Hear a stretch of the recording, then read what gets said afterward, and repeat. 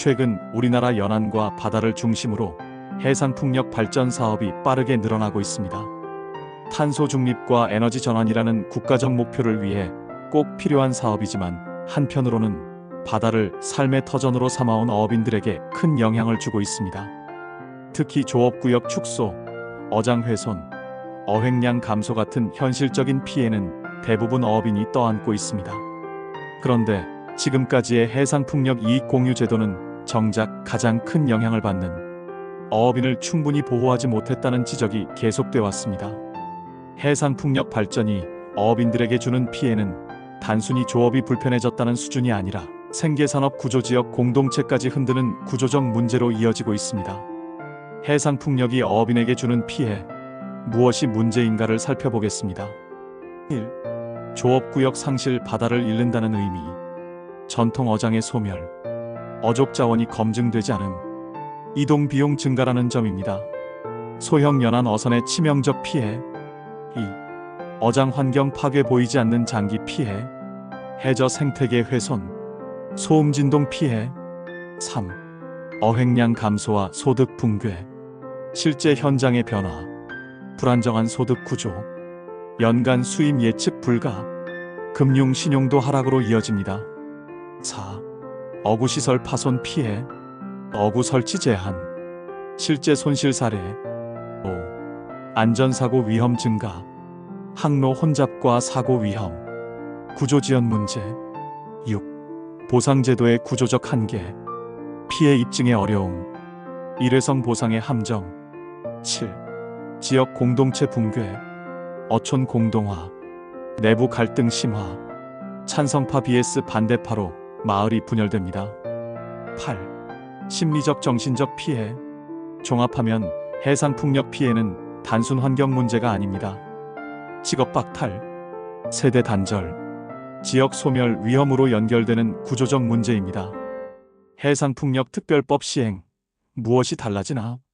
2026년 3월부터 해상풍력 특별법이 시행됩니다.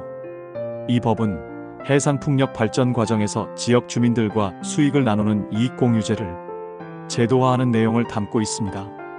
쉽게 말해 발전소가 생기면 그 수익 일부를 지역 주민과 나누자는 취지입니다. 하지만 지금까지의 방식에는 한계가 있었습니다.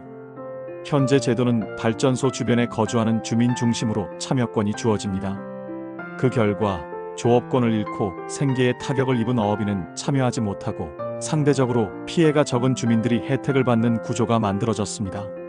주민참여법인은 대부분 협동조합 형태로 운영됩니다. 일부 지역에서는 회계관리가 부실하고 배당 구조가 불투명하다는 지적도 제기돼 왔습니다. 기존 이익공유제의 문제점, 실제 피해자인 어업인은 배제. 문제는 어업인은 바다에서 일하지만 반드시 발전소 인근에 살고 있지는 않다는 점입니다. 투자 구조가 복잡하고 접근이 어려움, 운영 방식이 복잡하고 정보도 부족해 어업인들이 쉽게 참여하기 어렵다는 한계가 있었습니다.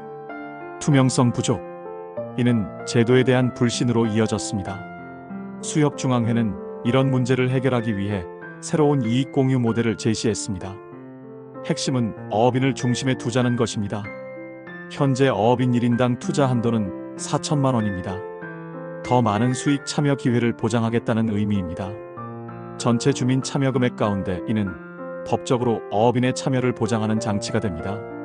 지역 수협이 주민 참여법인의 회계, 세무, 배당 업무를 맡는 사무관리 대행제를 도입합니다. 이를 통해 자금 흐름 투명화, 경영 정보 공개, 배당 공정성 확보가 가능해집니다. 쉽게 말해 수협이 관리자 역할을 맡아 신뢰도를 높이겠다는 것입니다. 현실적으로 많은 어업인은 소득 증빙이 어렵고 금융 접근성이 낮습니다. 이를 고려해 수협은 해상풍력 참여 전용 대출 상품 개발, 정책자금 지원 확대, DSR 규제 일부 예외 적용 등을 금융당국에 건의할 계획입니다. 즉, 돈이 없어서 참여 못하는 상황을 줄이겠다는 취지입니다. 해상풍력은 앞으로 수십 년간 계속 확대될 산업입니다. 만약 지금 구조를 바로잡지 못하면 어업인은 계속 희생만 하고 수익은 다른 사람들에게 돌아가며 지역 갈등은 더욱 심화될 가능성이 큽니다. 반대로 이번에 제대로 된 이익 공유 구조를 만들면 어업인의 소득 안정이라는 효과를 기대할 수 있습니다. 수협이 제안한 어업인 중심 모델의 핵심 내용: 어업인 투자 한도 확대, 이를 6천만 원까지 확대하자는 제안이 나왔습니다. 어업인 참여 비율 30% 이상 의무화, 최소 30% 이상을 어업인 몫으로 배정하자는 방안입니다. 수협이 직접 관리 지원, 어업인 전용 금융 지원 확대. 왜 이 제도가 중요한가? 한번 설치되면 그 영향은 장기간 지속됩니다. 지역 경제 활성화, 발전 사업의 사회적 신뢰 확보, 수협의 역할과 앞으로의 과제, 사업자의 협조, 어업인의 적극적 참여. 해상풍력은 분명 미래 산업입니다. 하지만 그 미래가 누군가의 희생 위에 세워져서는 안 됩니다. 바다를 지켜온 어업인이 정당한 몫을 받지 못한다면 에너지 전환은 성공할 수 없습니다.